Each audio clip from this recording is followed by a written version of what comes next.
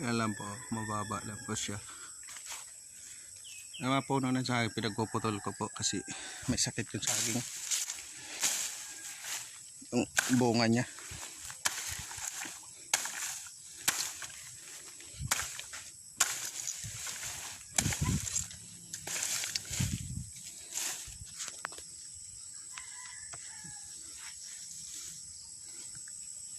Ito na po yung umaakyat to.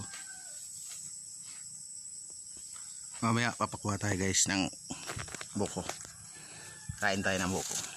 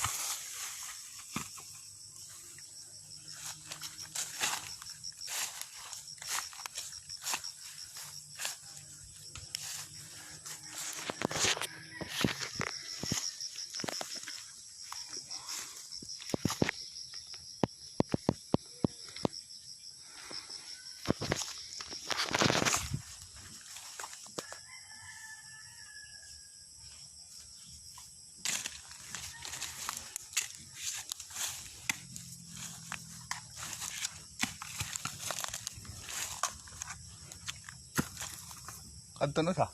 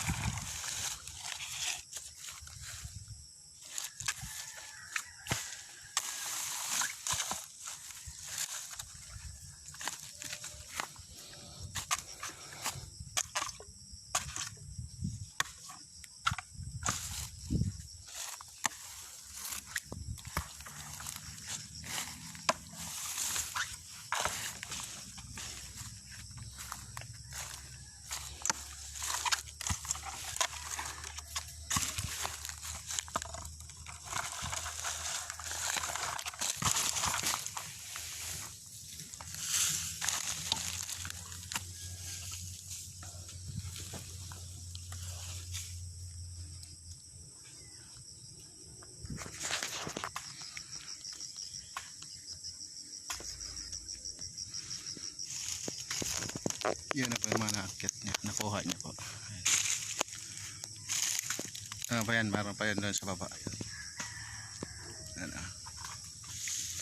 Meron din kami dito mga kawayan. Maraming puno po yan. Siguro nasa 5 ano yan.